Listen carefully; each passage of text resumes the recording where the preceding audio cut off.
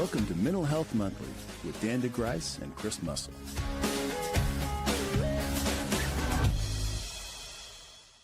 All right. Welcome to another edition of Mental Health Monthly. My name is Dan Degryse and my co-host, Chris Muscle.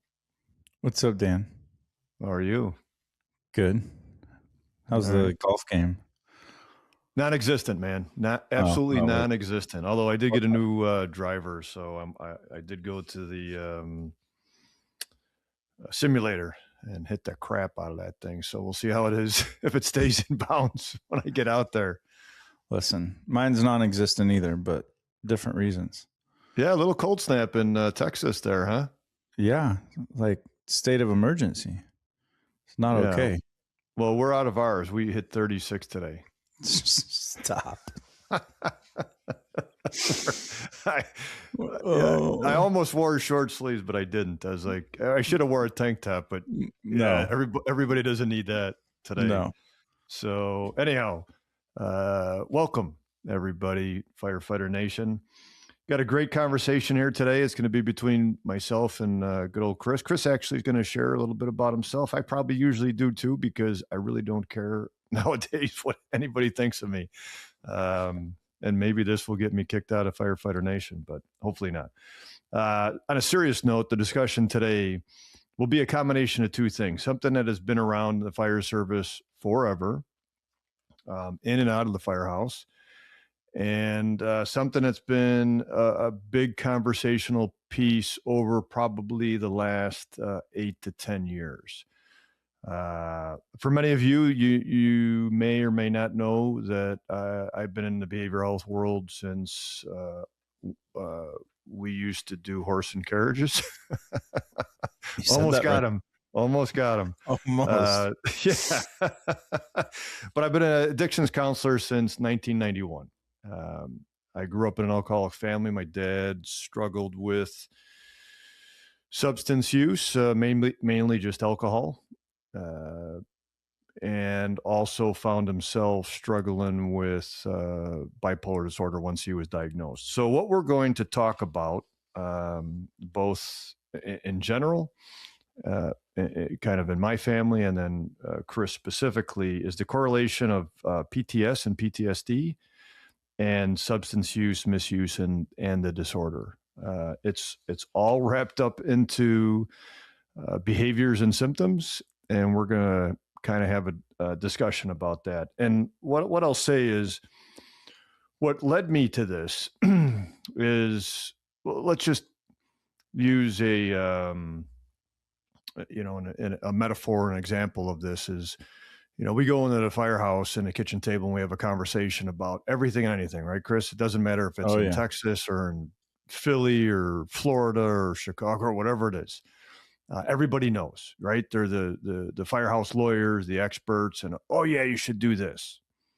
And sometimes it works and sometimes it doesn't, right? Right. So again, I've been a clinician, clinically, not just research, but clinically since 1986. And I was talking to Chris before the show, and I said, I just pulled out some stuff that I was looking at back in the 90s. And a guy that I know that I don't think practices anymore, Dr. Dan Degryse, came out with the use of personality traits to identify addiction risk and individualize treatment.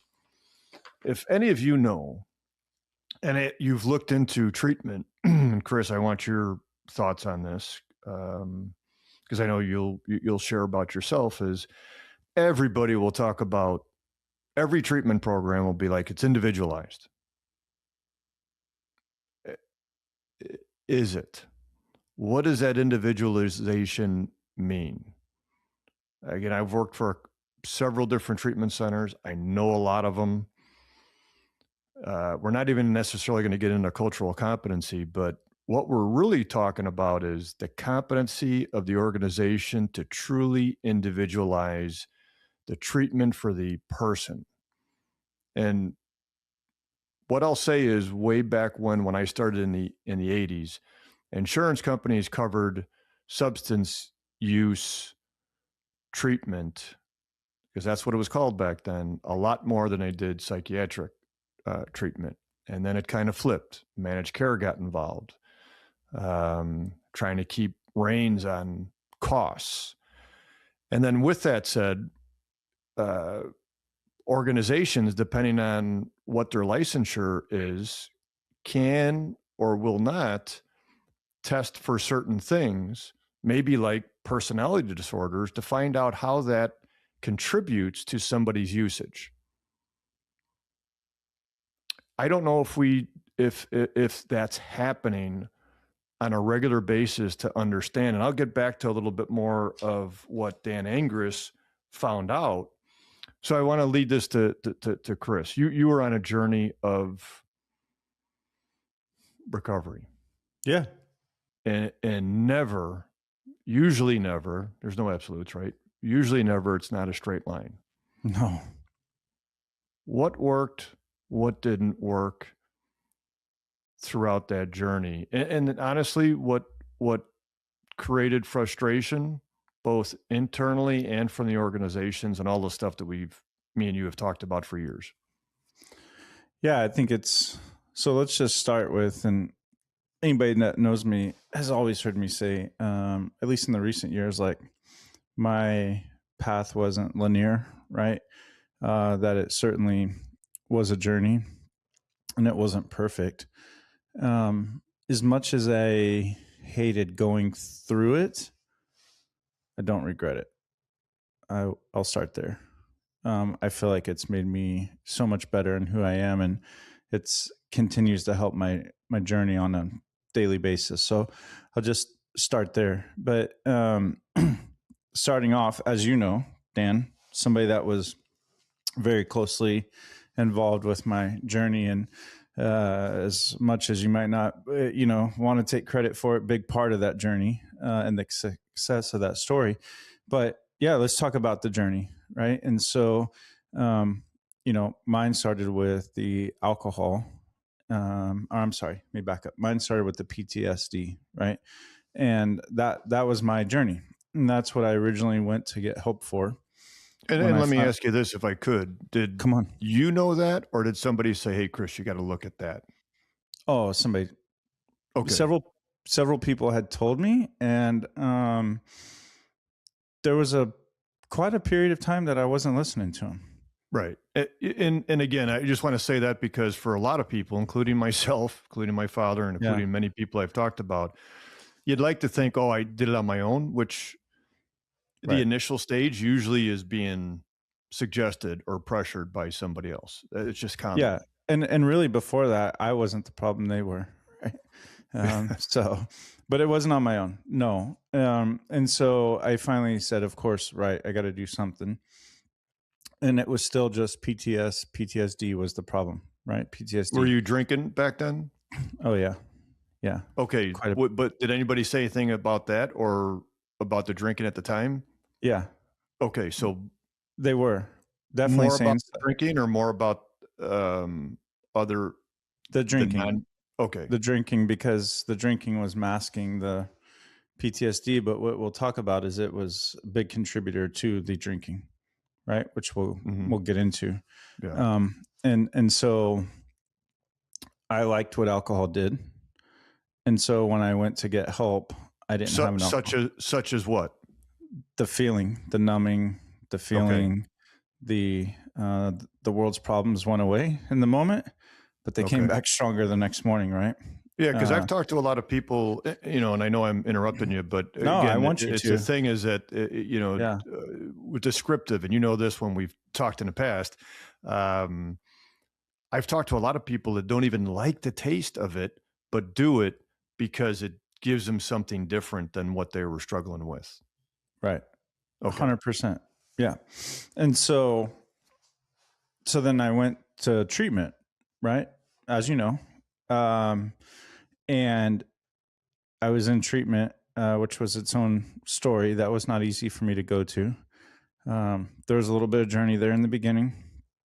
And in my mind, the first few weeks, I still didn't have an alcohol problem. It was a PTSD problem, right?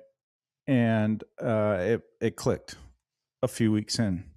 like, oh, maybe I shouldn't drink anymore. And I remember having a phone call one day with very, very close, essentially family to me. She was like a sister to me, still is. And having a phone call with her one day, and she said, honey, I want to talk to you about something. I said, great. What is it? She goes, we don't think you should drink anymore.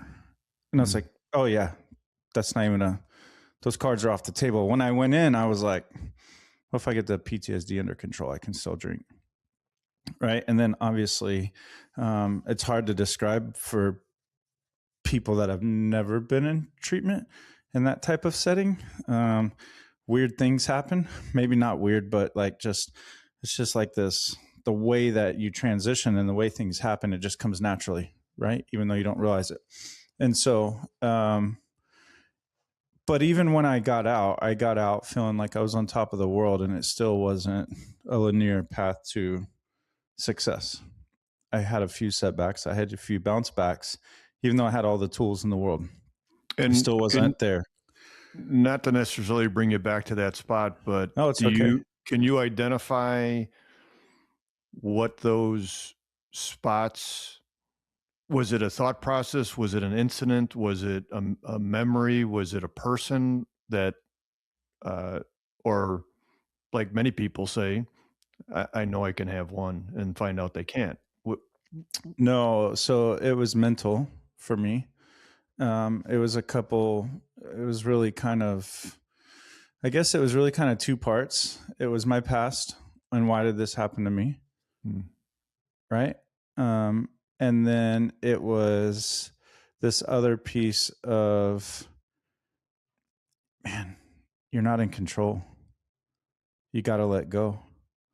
And so like one of my themes is I can only worry about my side of the street. Right. And so when I stop worrying about being in control, right, and only worrying about me and my side of the street and not what people thought about me, not the way people treated me, not my identity and in the workforce, right, the firehouse. And then so that was part one, or a part. And then the other part, the past, maybe it sounds bad, maybe it doesn't, but it's just me, and this is an authentic show, right? So I had to quit playing the victim mentality. And that was the past, because like, why me? Poor me. Why me? Why did this happen in my childhood? Why did this happen in the military? Why did this happen to me in the fire service? Why did I wind up where I am? Because every time I went to what I call the victim mentality, call it whatever you want, that put me right back in a dark spot. And so for me, I had to say, you can't change the past, but you can focus on the future. Right. So let me jump in here for a second. So again, many people that struggle, and this doesn't necessarily apply to everybody, again, no absolutes, is that in the thousands of people that I've talked to, and many times I've talked with you, I can't tell you how many times I've heard people say, well, yeah, why me? Or it can't be me. And some will even say I had a great childhood. So why do I have this substance use disorder? Well, yeah. Doesn't everybody that gets cancer say the same thing, or diabetes, or some other type of illness? Like, why me? From a mentality standpoint, it's to me, as I've experienced, it's the same thing across the board. Which the reason I say that is that it's important for us to have that conversation. We have that thought process, and that can be a sticking point if we don't. And we could talk about me later if we got like 16 hours to talk about that. But it's really, and you mentioned about the control, what people don't realize until it clicks, like you said, is the minute you accept it, that tightness and uncomfortability just vanishes. Oh my gosh. So much, right? And childhood separate, but adult life, right? It was challenging because I had always been in an environment of control, right? We controlled the battlefield. When I was on the ambulance, you controlled what you did or didn't do. When I was an officer on a fire rig, I was in control, whether I was a tailboard or an officer, you had that control, right? And so the fire service is a job of control. The military, it's a job of control. We get to control whether we make the push or we back out. We get to control, right? Let's not forget about your personality too. Going back to Dr. Dan Degryse, right? And not to say that personality is bad, but personality plays a part in 100%. 100% it does. And so because there's a variation of that, right? So there's personality, then there's personality symptoms, and there's personality disorders. But go ahead.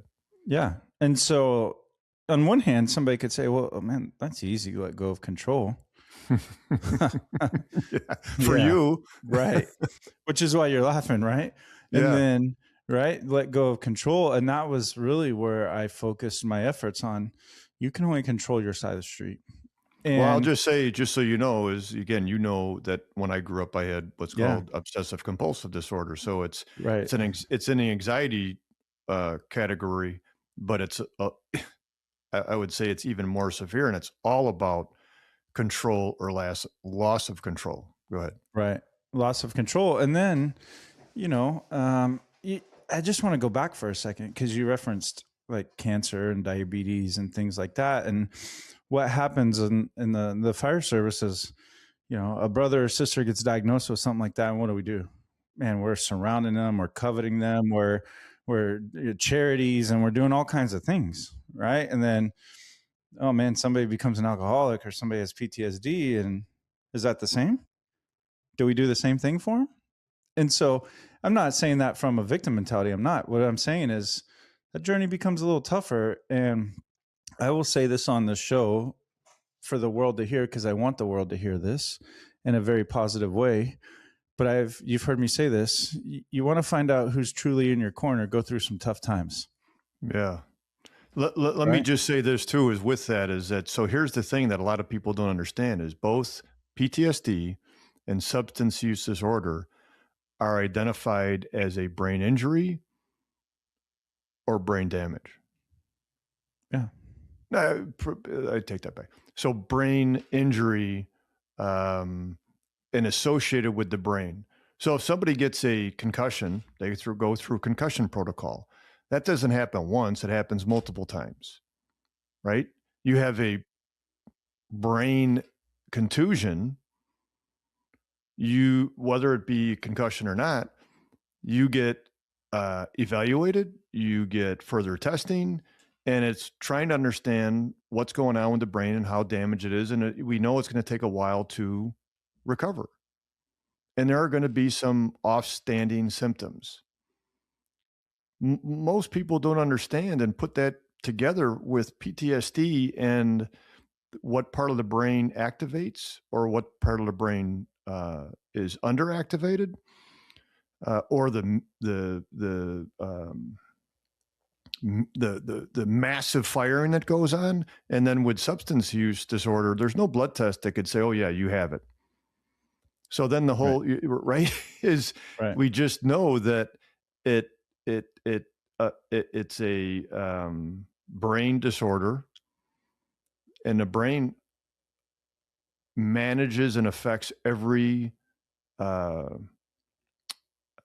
what's the word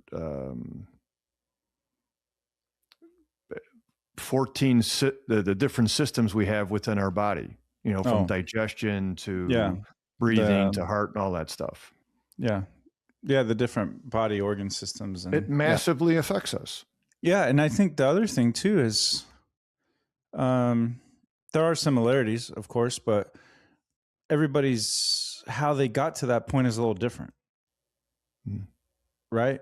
Like you take cancer, for example, like if you're exposed to this particular thing over and over and over and over, you're going to get this type of cancer, right? But to your point, how you got that brain injury or that is different, right? Obviously, as you know, I spent a lot of time overseas, and I spent time in combat and explosions and IEDs and all the things, right? And so the concussive symptoms and all that. But going back to it, for me, it didn't really matter how I got there. It was there. So I had a choice. Is it safe to say that in the beginning, after you were confronted with it by others, Mm-hmm. you recognized that you had some symptoms, whether it be PTS or PTSD or both, right? And we know the symptoms are the same, but the length and so forth of that and a diagnosis could be tough about it. I'm assuming you were willing to address that, but as you said, when your family member, your sister, basically, right, not biological, but Sure. associated, mentioned about drinking, you were immediately like, whoa. You didn't accept that at that time, did you? No, I did, but it was only after I had been in treatment for a few weeks before she brought it up. Okay, so before but that, when I initially went into treatment, I did in Chris Mussel's mind, I didn't have a drinking problem. Okay. Yeah. But Chris Mussel did. But then the question, the other side of it too is, do you have a problem drinking or a drinking problem? Right. Right. And you might have thought I got a problem drinking because I get, but who in the fire service doesn't? When we go out and it's, well, we don't have 50-cent beers anymore. Yeah. Fire service, quarter beers. Military, depending on what job you did. Right. I mean, it's just kind of, and we've talked about that before. Birthday parties and first jobs and all these things, right? And that's not, I'm not knocking it at all. But for me, right? And so, what do you think leads? What do you think leads? As far as the PTS or the alcohol? Yeah. Yeah, that's great. It's a great question because that's what I was about to jump into. So I've been asked the question before, like, man, which one's worse, the PTSD or the alcohol? And I tell people, I said they're equal for Chris Mussel. People are like, man, what do you mean? Well, here's the thing. If my PTSD goes unmanaged, then the alcohol is the easy solution to numb it all and make it all go away in the moment for that 5 minutes, 5 hours, whatever. If the alcohol is unmanaged and I drink enough, those demons are going to come out. Maybe demon's not the right word, but those memories, those the good, the bad, the uglies, right? And then because what is alcohol? I'm not clinically trained, but I know in my real world street experience, if I drink enough, it's a depressant for me, and those things are coming out. And so for me in my journey, I had to work on both equally. So if I was putting 100% effort into that program, I had to put 100% effort into this program. And when I mean program, I mean alcohol and psychologically, right? And so I couldn't say, well, I'll do 75% over here and I'll give 20% over here. However, what I found though was when I managed the PTSD, the alcohol was pretty easy to manage. Mm-hmm. Because really it was, for me, what it became when it went from a social type situation to it became like a therapeutic type situation. And I don't mean therapeutic in a good way, right? I mean therapeutic in my mind for, the PTSD. And so I had to work on those equally. So some people I've talked to, they're like, yeah, man, I started drinking at 11, 12, 13, 14, 15. I mean, maybe some even younger. Hey, I'm the son of an alcoholic. I have a 4-time greater chance of becoming an alcoholic than does a son of a non-alcoholic. Everybody has the opportunity to do that. We don't know if there's a gene that leads to us becoming it. I currently am not. I drink and I can have one. If I'm drinking good whiskey, I usually have 2 or 3. But I know I can stop. I don't wake up the next morning going, what the fuck just happened?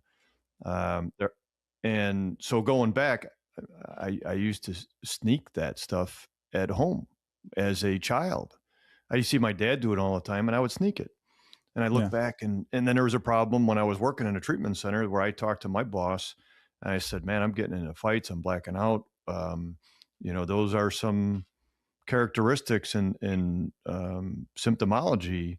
And we talked about it. And was in recovery. He goes, no, you have a problem drinking, not a drinking problem.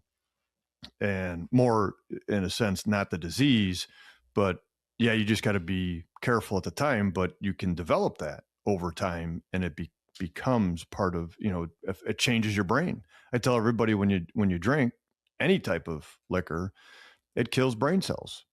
Same thing with smoking. Anything that we put in that's illicit to our body or foreign.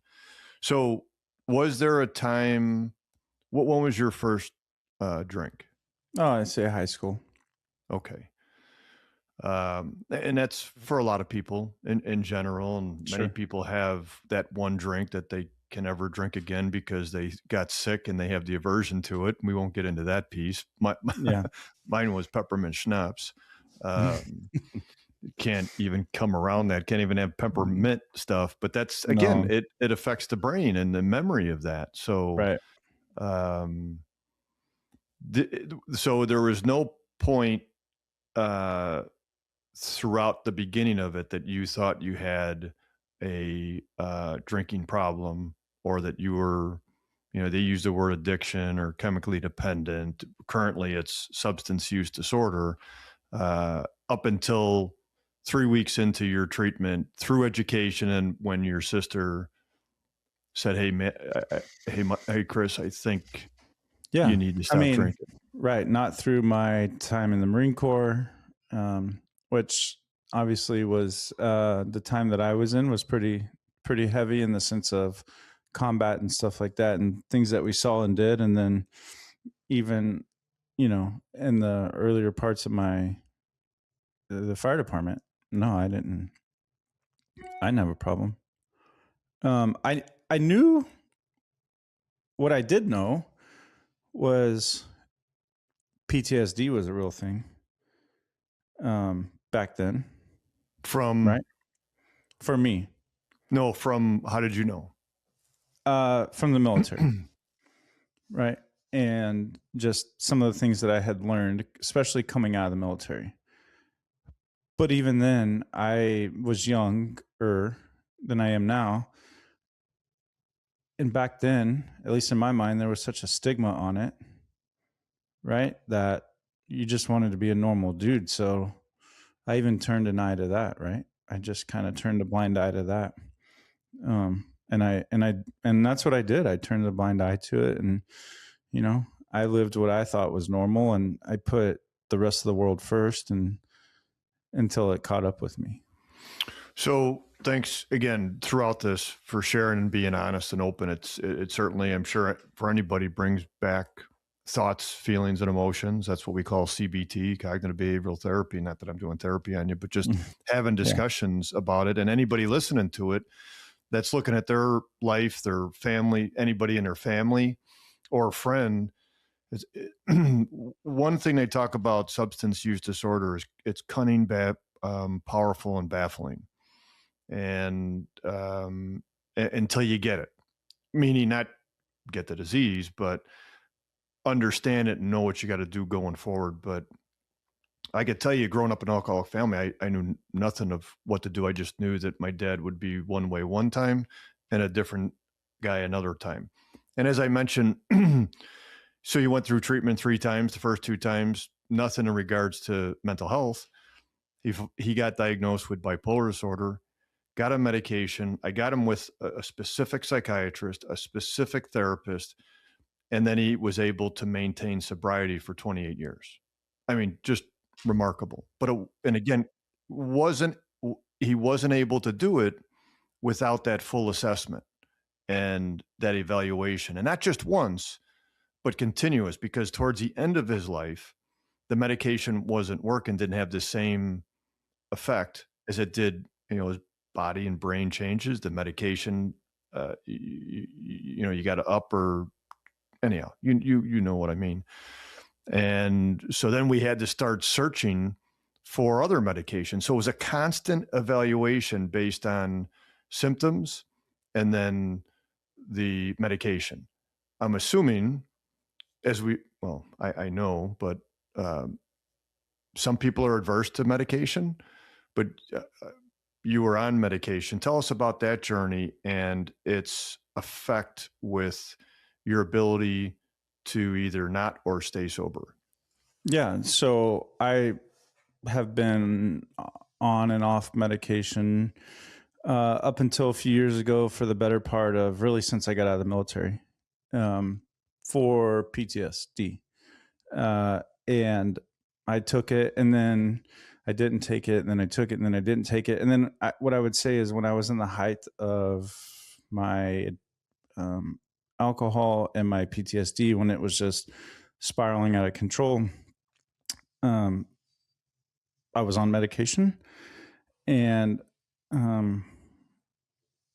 I wasn't necessarily always honest, if that makes sense, right? A lot of those medications they say don't drink on, and of course I did. But if we fast forward to the treatment, when I got treatment and I got sober and all those things, really I took a pretty different approach for myself in the sense of I cut out everything. I cut out the alcohol and I cut out the medication. And I haven't had medication for that in over 4 years. That's not saying that somebody that is on medication is any different. I'm not saying that at all. That's just what worked for me. But what I found was, again, when I cut out the alcohol, a lot of those medications were unnecessary, right? The sleep medication, the anxiety medication, the mood stabilization medication, right? The blood pressure. I mean, my gosh, like the fact that I had to be on blood pressure medicine at my age and could still do the job with anybody. And so I was able to cut out the medication and it's been great. What I will tell you though, Dan, what I will tell you, kind of like how you get reassessed for your medications, like you had mentioned about your dad, right? How you constantly have to have that reassessment. I have to work on it every day. Now, does that mean I go sit in counseling every single day? Does that mean I maybe meditate every single day? No, those things change as my journey changes, right? But there are things that I do daily that play in my favor, if that makes sense. And so it doesn't have to be multifaceted. Absolutely. Right. It's like I said, cunning, baffling, and powerful. It's like I don't have to go sit in a meeting every single day, right? Or a counseling session every single day to stay in the green zone of my journey, right? But you know what? Maybe I take 15 minutes for myself and disconnect, right? Maybe I spend time with my family. I think so. Those are daily things that I did. But when I did get sober and when I really did get my mental health in check, my life was a big transformation. And it wasn't necessarily easy. It wasn't hard, but it wasn't easy. I mean, I was removing people from my inner circle. I was realigning my priorities. I was letting go of control. And so I guess what I'm saying is the one thing that I really had to do was be a little vulnerable. Mm-hmm. And that was tough. That was tough, right? For someone who had always felt like they were in control. Yeah. So, that what you're sharing again is probably not easy on an open forum like this. You've had these conversations with me and others, your therapist, your wife. Yeah. Anybody that's in any type of struggles or relationship needs that communication. And so the good thing is that there's hope. The reality is that, and I always tell this to people, and again, I've been in and around behavioral health for 4 decades, right? And if you count me growing up in an alcoholic family, it's 5 decades, and I'm 62, or 61. They call it practice in medicine for a reason, but a lot of times we don't know what comes first, the chicken or the egg. That's where we're talking about substance use disorder, substance misuse, PTSD. it can be all intertwined, and you need competent, capable people to help you sort that out. First, you got to have the individual willingness to do it, whether it comes from internally or external forces, and then a combination of both. Then you have to have competent people. But let me read something here that Dr. Angus, he wrote this, gosh, back 20 something years ago. And I this is what's important, because you're talking about it, you're living it. And what he says is, there is no single personality type that leads to addiction, rather a number of personality traits that vary in significance from person to person influence one's susceptibility to addiction and experience one once addicted. It's basically saying that, and we know this, and let me share this also with you, is that when we look at PTSD, we have the if I'm saying it, the PCL9, right?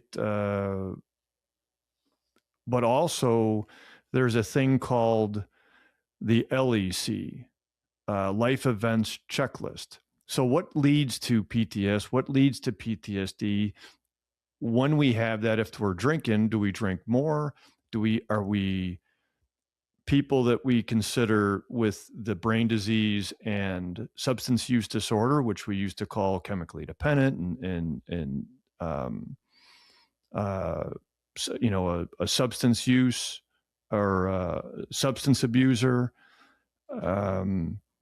How is that all intertwined? And for us in the military and the fire service and the EMS world, from an assessment standpoint, a lot of people will look at the PCL9.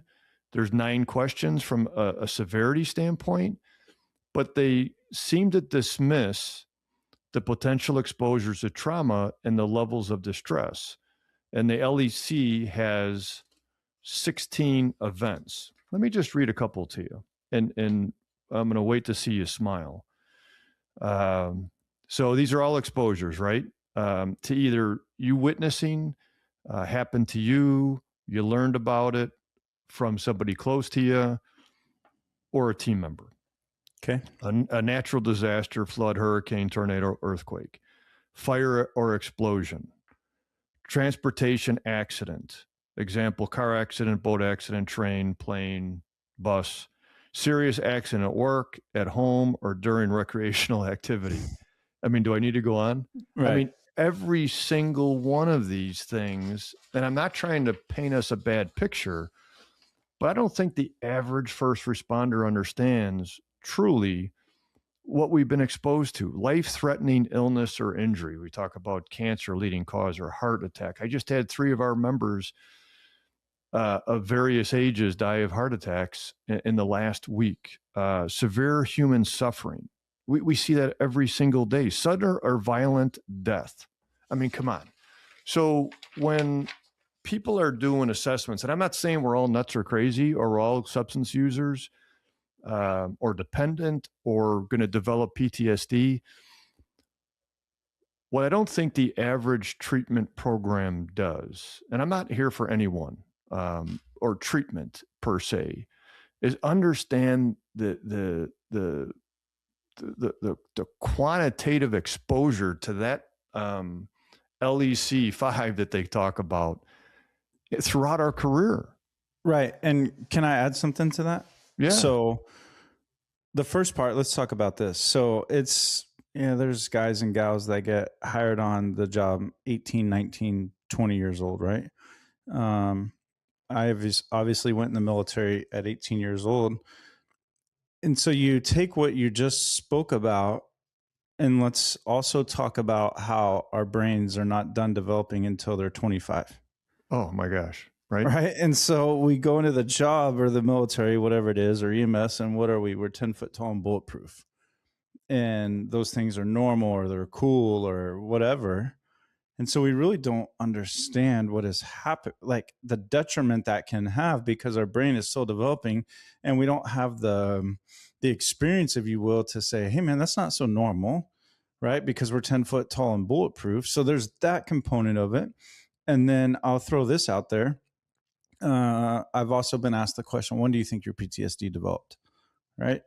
That's a common question I get because, I was a fireman and then I flew in the military. And in my mind, it was the military until I started going to counseling and getting treatment and things like that. And, where mine developed was my childhood, which I didn't have the greatest childhood. But I believe, and you might know this, correct me if I'm wrong, there are some studies out there, or some data that shows a lot of firemen, military, police officer, they have some type of childhood exposures, right? Like they're more driven towards that career line. And so if you were to just unpack those three things I just talked about, we could spend 8 hours on here breaking that down to your I think there's points. two things. I think the greater majority of the population has had some difficult childhood because, again, it perpetuates. We do what we see our parents do. Right. And I'm not here to demean any people. We're human beings. We're mammals, and we learn from the people in our environment, right? Right. And I was just talking to someone the other day, and he goes, "Yeah, I want to tell you something that I'm not proud of, but I learned this through counseling, is that it's okay to be nice to people." Mm. Right? So what was he insinuating is we have a tendency to eat our own young, be mean to each other, be tough, which there's a part of it, but sometimes way too strong on it. But he had to realize that to him, okay, I got to be nice to people and I got to be nice to myself. And then that's the other part, right? Be nice to yourself. Yeah. I mean, I wasn't necessarily a horrible person early on in my career, but I wasn't who I am today. And I say this all the time, and it's it can be taken as cliche or whatever, but I always say, man, just be a good human, right? Be a good human. But I didn't not do it when I was younger, but I also didn't make it intentional, if that makes sense. And then having a little grace for yourself.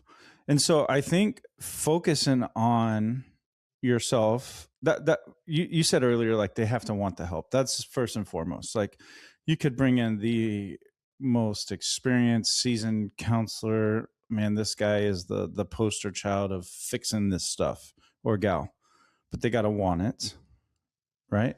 That's first and foremost. You have to have a little grace with yourself. And you have to make yourself a priority. And when you think about it, for somebody who went through treatment or dealt with alcohol, it's really not hard to do. Why is that? Well, I know how to make things a priority because I made my alcohol a priority, right? I had no problem making that a priority. So making this a priority. And so I like to say, at least in the beginning for me, I almost had to be a little selfish to get myself right, so I could be better for everyone else. Yeah, I love what you just said, in the sense that when I talk to people about their quest and trying to start that journey of recovery, it's like, oh man, it's going to be a long road, and then you got to bring it back down to it's a daily event, or it's an hourly event, or it's a minute event, and then you right. There are 100%. There are times that I lived by the hour in my journey, in my post treatment journey. It was like, my gosh, if I can make it to 10 a.m. it's 8:15, I'm doing okay. And then as you get better, right, day by day, and then month by month, and now year by year, or things like that. But can I tell you what the biggest thing for me was? Then if you were like, Chris, I want you to write out top to bottom what the biggest things you had to do in order to get to where you are today. You ready for my number one? Or you want to try to take a guess? I don't know you, but I know from a lot of people that I've talked about, they had to forgive themselves. Okay. So I would put that up there, but even for me, it wasn't my number one. Mm-hmm. I had to quit caring about what everyone else thought. I had to. That was going to eat me alive. And as somebody that knew a lot of people and was very well connected and worked in the area I grew up and been in the same department for however many years and had my hands in a lot of different things, right? I just knew a lot of people. And I had to quit. So maybe it was forgiving myself in the sense, maybe you could tie those together, but I had to, I had to. Like literally there was, I remember it so clearly. There was a very distinct moment. So I used to go teach classes and I would go to different places and I would see somebody that I knew or maybe was close with pre-journey, right? And now like I'm sober and I'm doing well, and I would see him like I'd turn a corner and I'd see him down the hallway and I'm like, oof, you know what? I'm gonna go a different direction. I don't want to have to face that person. And there was a very distinct day that I had a very similar thing happen. And you know what I said? I don't care. I'm gonna walk right down that hall and I'm gonna shake that person's hand and I'm asking them how they're doing. Right. And so it kind of goes back to what you said earlier about judgmental and we eat our own. And, you know, sometimes we don't make the environment so easy for the brothers and the sisters that are maybe dealing with that. But that was something that I absolutely had to do, was I just had to quit worrying. Like, and this sounds terrible, but it's like, oh, I'm sorry, you had a perfect lifestyle and I didn't. Like, I don't know what to tell you. And so that was big for me, was I had to quit worrying. No, I appreciate that. And again, I just know from talking to a lot of people, they had with the guilt and shame, they had to forgive themselves to move forward.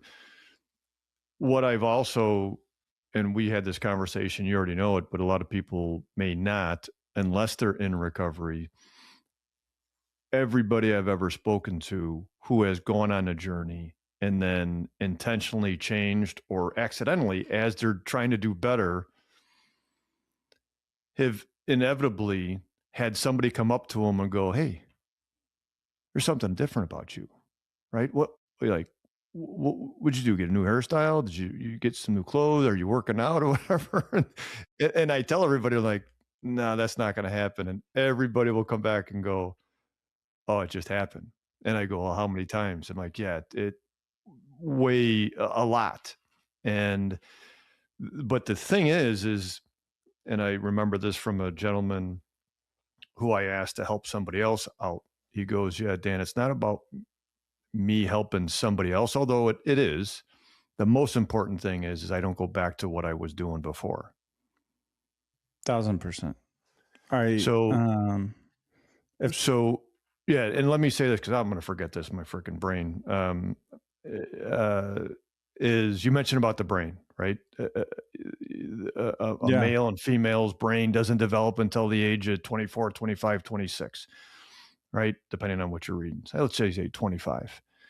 You're in the military, you're in the fire, 18 or 20, or maybe people start earlier and volunteer and so forth. And you go out, have a beer and have this and have that. And unfortunately, I don't have the stat, but the statistics are ridiculous in how many people will lead down a journey of a substance use issue if they have a drink prior to having their brain fully developed. And you mentioned it.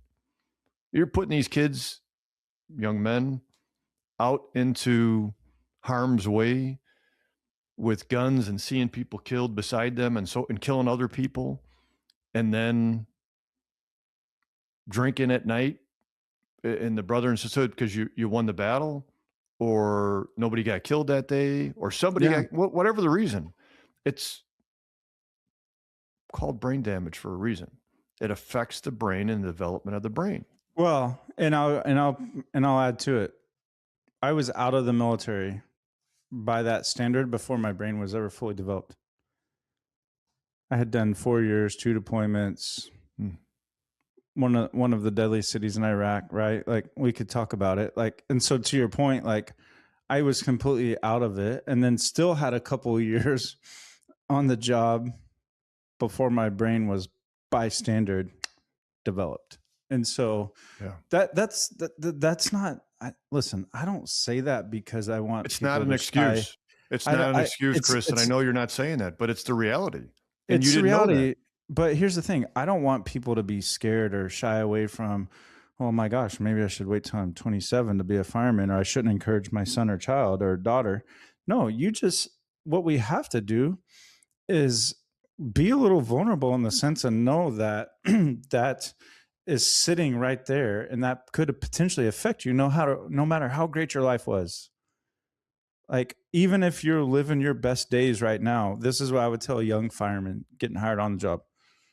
Even if you're living your best days and your life is perfect, just put a little bit of effort into focusing on your mental wellness and your mental being, no matter how great you think it is, because it's really, really great until it's not.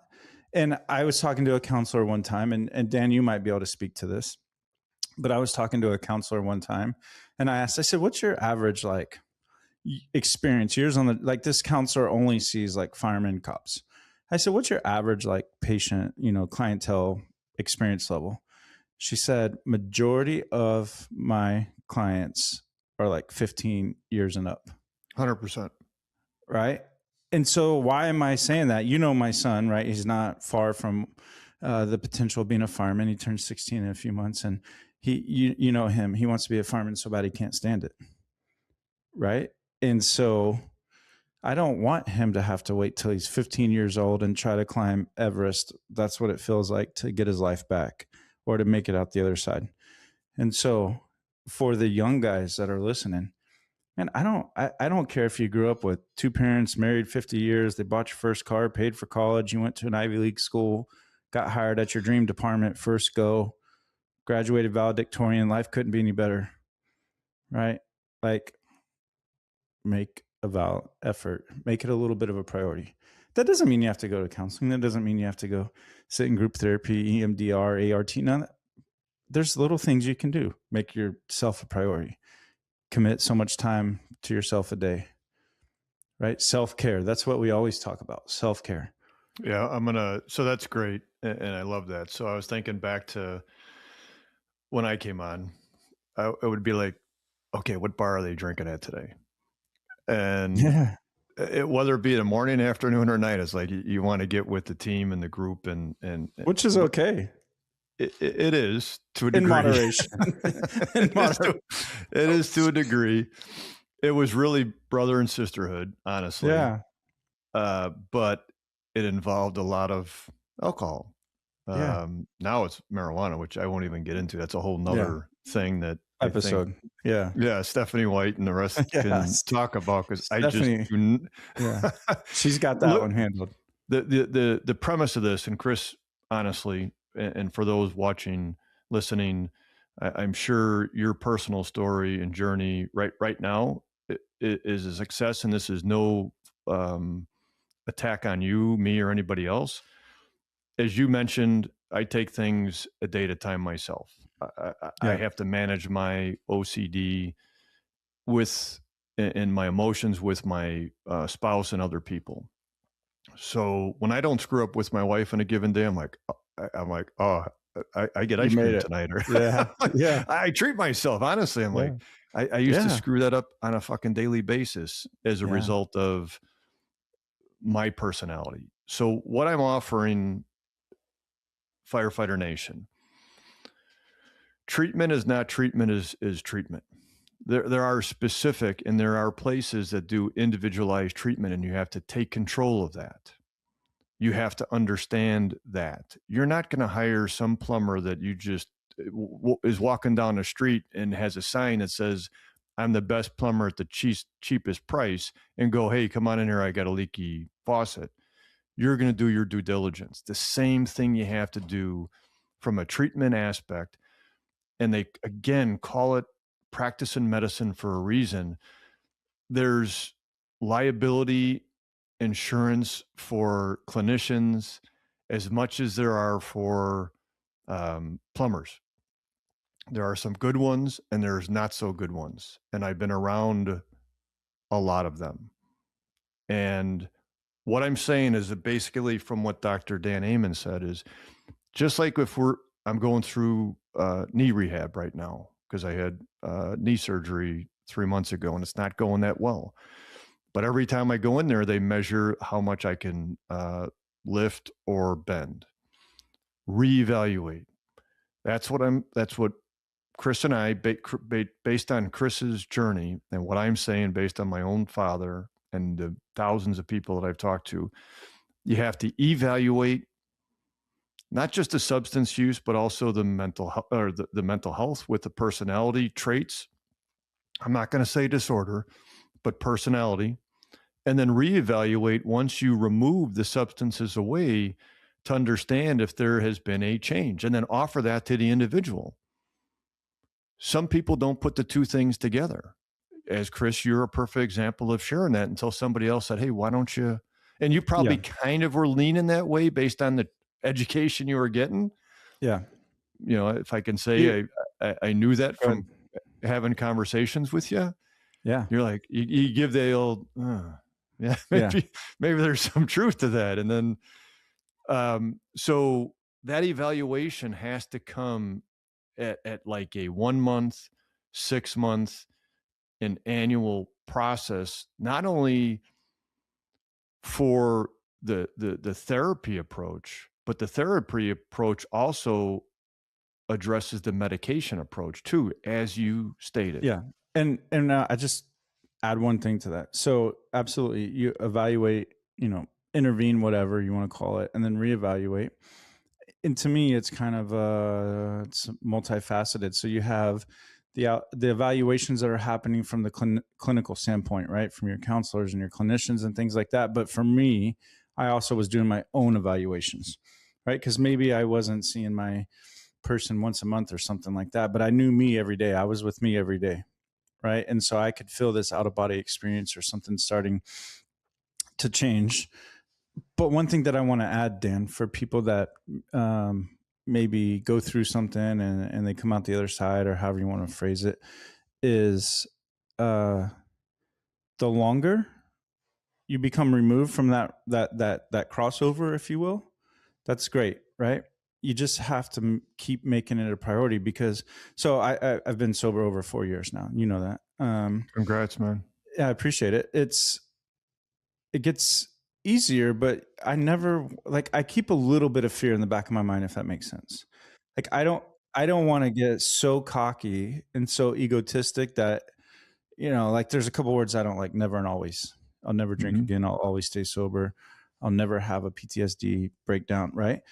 And as long as I remember that in the back of my mind, whether I'm 1 year, 2 years, 3 years, 4 years, 5 years, it gets easier to manage because I have my routine down, but I don't lose sight of where I came from, right? Because that's the little slap I need in the back of the noggin to say, hey man, you're human, right? And things can happen.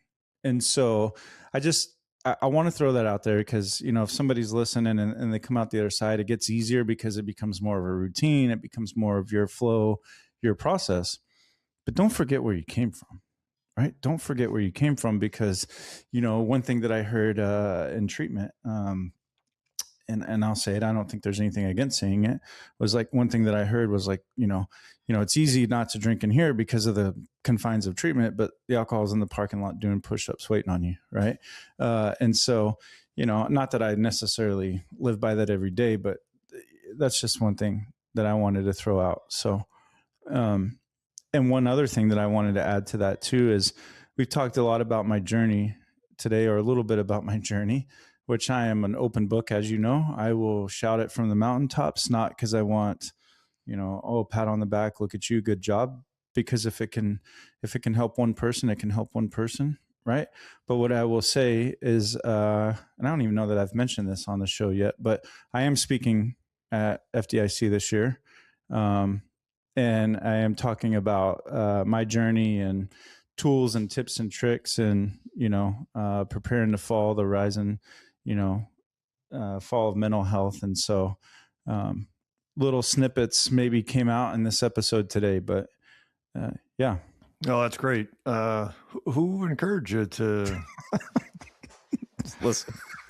listen? There may or may not be a guy who used to be really good at golf, but clearly doesn't play anymore, who's been a big mentor to me. And he will roll his eyes, but he's been a big part of my journey and my success. So, hey, and with that said, number one, yeah, proud of you, but also to all those people that are maybe afraid or scared to submit for FDIC. What happened the first time you submitted, Chris? I didn't make it. Yeah. So if you know Chief Rhodes, you know Diana Rothschild, you know Stephanie White, your ticket to get potentially in there and accepted, besides having a great presentation, is being a good person and also submitting an article or something like that. Being a guest on an episode or teaching. Yeah. And that's whether it be Fire Engineering or Firefighter Nation. So don't get discouraged. Reach out to them and get in the game. Gosh, there was one more thing. So how old are you right now? 40. So you just turned 40, right? So you're 15 years into your brain being, according to science, developed. Yeah. The reason I say that is because, right, the serenity prayer.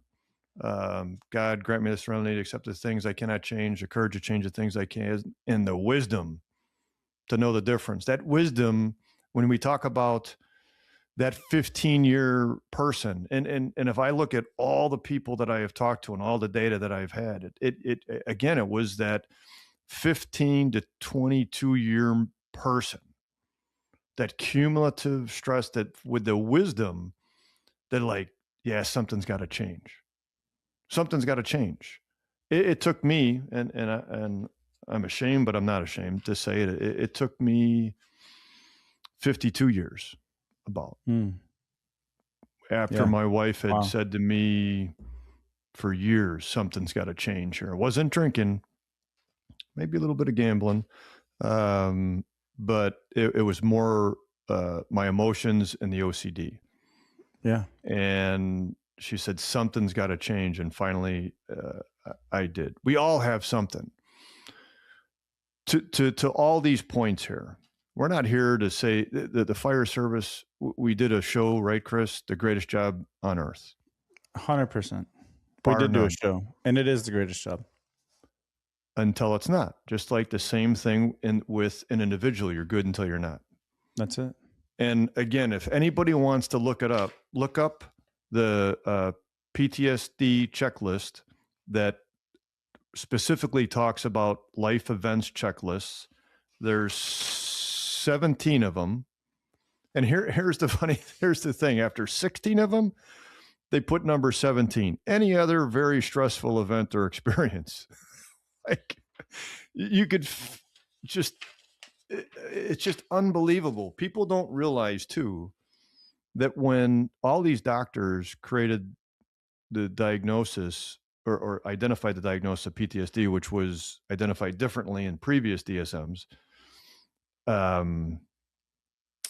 it was identified mainly for the average citizen that had one or, and I'm not the best at this, but it wasn't for the fire service. It wasn't for the military. It wasn't for the EMS person. It wasn't for the flight nurse or even the dispatcher.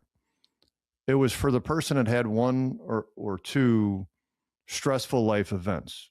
You go back way back in time, it was like assault and battery or rape or witnessed a murder or somebody.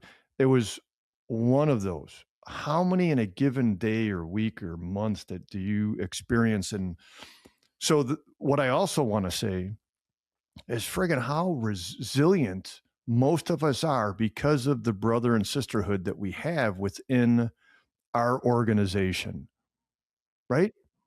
From the military, from whatever background or responder you are, if we didn't have that, or if you lose that, and if you don't promote that, and we could get into the whole bad leadership aspect, right? If you're that person or you know that person, it just says, hey, tough it out. Well, Yeah. we know how that ends. Right. The fact that everybody that would fill out this LEC5 would hit all 16 of them plus many others on question 17. The symptomology of the PCL test, the PCL9, we all most likely have. We all have some sort of hypervigilance and then sleepless nights for various different, and all the other things that come into it. I'm not going to get into that piece, but you have to do a self-evaluation to a degree for the willingness to get further evaluation. And I can tell everybody here that I have gone for personality tests. I've also done tests to rule in or rule out PTSD, and I've also done multiple other tests. Not every clinician, only a psychologist that does specifically psych testing can do this. So I would suggest for all of us, that should be a standard to find out what your baseline is 100%. prior and during your career. So, I did it afterwards, even though I knew I actually did it before, and then I also did it afterwards. I know we're running out of time. Yeah. But a lot of departments do the Hey, this is our show. We could do what we want until they cut us off, right? There you go. So a lot of departments annually do the physical testing, right? Whether it's the NFPA 1582 or some other form, right? And you have the stress test and the labs and the physical and the EKGs and all those things. How cool would it be if they added, and maybe it is, and I'm just mistaken. I don't remember doing it though, but how cool would it be if they added some type of checklist in there, right? Where you could just evaluate, like, to your point, like it's not labeling you. It's not saying you're not fit for duty. Like, take all that crap out of it. That's what I don't care for, is the poor me, right? Like, we've talked about that. But imagine if they had a component to it where it was just a questionnaire. And listen, people have to answer it honestly. If you choose not to, like, you know what, that's on you, right? Like, you remember, we can only control our part of the street. We offered, so be it. But I just thought about that as you were talking about it, right? There should be some evaluation. Right. The baseline and the annual testing. And my gosh, you could have worked at a house last year on a new assignment that was the worst house to work at for that type of environment, right? The shootings and the stabbings and all those things. And right, you could have been like really good and then had a little uptick here. And I don't know. People a lot smarter than me that probably make a lot more money than me could look into that. Well, it comes down to somebody at the top saying, hey, this is important. And then also you have to have the money to do it. And so what we're talking about here is evaluations. And so whether or not the job does it, you have a responsibility to yourself and your family to search out those people that can help you to evaluate if you think that you have an issue, whether it be substance use or PTSD or any other condition, to find out what's going on and then make sure there's a reevaluation. And if you go into a treatment center, if you go into a program, ask them about how you're going to do that. Because if they say, yeah, we got an individualized treatment program, I've been in this field again for 40 years, and I can tell you that many places say it, but it's a lot of times standardized. And that's because some of the things aren't covered by insurance, and nor does the actual individual push the fact like, hey, I need to have this happen because I need to be able then to reevaluate myself in 6 months or a year. Yeah, absolutely. So that's pretty good. Excited on that, right? Yeah, you did. Passion. It's passion. And you know what? It takes people that are passionate to keep spreading the message and making the changes. And I think it's great. So like we talked about today, a little bit about my story, a little bit of, how you can, if you find yourself in the situation of dealing with, a substance or PTSD, some tips and tricks of how you can remedy that. If you ever want to be a guest on our episode, feel free to reach out to myself, reach out to Dan through social media, email. We would love to have you. Dan mentioned that it was practicing medicine for a reason. So, but what I will tell you is I'll leave you with this, making sure you find the right person and the right group of people for you. I went through 3 counselors before I found the counselor that worked for me. That doesn't mean the other 2 weren't great. They just weren't for me. So with that, anything else? Yeah. And I'll just say, for the many years I've been in, the person that I went to see is somebody I referred to, but they didn't come from a background of the fire service. They were really, really, really good at what they do, and also did psych testing. So that's why I went to her. And she was seasoned in a sense of understanding the population, but she didn't have to go on a ride along or anything like that. And I think there's a piece to that to understand what we do, but not everybody has to be 100% culturally competent. I went to somebody that was competent and couldn't be happier. And some of the people that say they're culturally competent aren't competent in the clinical aspect. It's a whole nother conversation about understanding. I've said to many people, I thought I knew what I was doing in counseling in 2 years. And then in 4 years, I realized I had a lot more to learn. And then as time went on, I'm like, gosh, this is such a vast world. It probably the better part of 20 years before I was in the field to fully understand the behavioral health and mental health. So, well, yeah, I'll leave you with this. We often say, who do you want showing up for your family? You want the best of the best, right? And so who do you want showing up for you, right? Just do your research, do your homework, ask around, reach out. Yeah. And if somebody wants to reach out to me, dandegryse@gmail.com.